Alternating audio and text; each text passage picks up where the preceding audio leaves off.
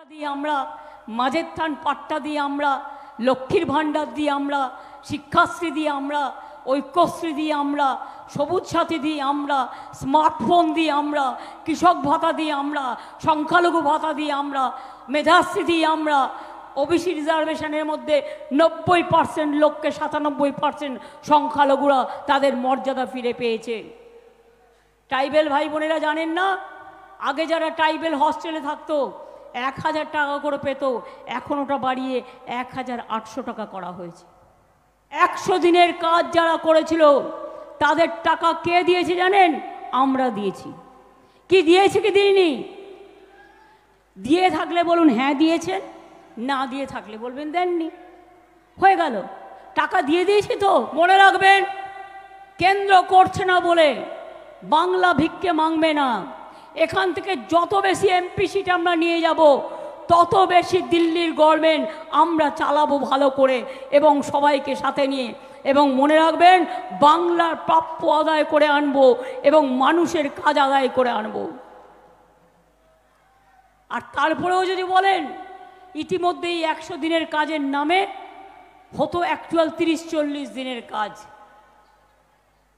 আমরা একটা প্রকল্প চালু করে দিয়েছি ইতিমধ্যে।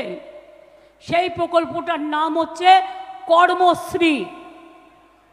জব কার্ড হোল্ডারদের 50 দিনের কাজের গ্যারান্টি দিলাম।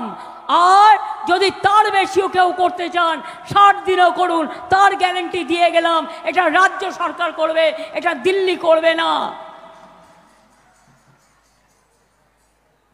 এটা আমরা থাকলে হবে, এটা দিল্লি থাকলে হবে না। আর দিল্লিতে আমাদের সরকার চাই, আসবেই।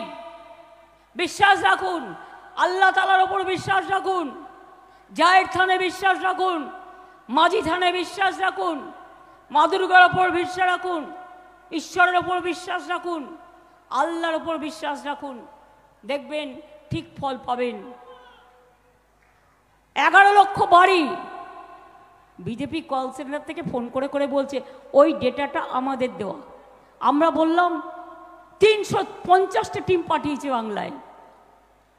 100 দিনের কাজে নাকি দুর্নীতি, আবাসে দুর্নীতি। আমরা দেখাও প্রমাণ দিয়ে, আজ পর্যন্ত দেখাতে পারলো না। আমি এখনো চ্যালেঞ্জ করে বলছি, দেখাও।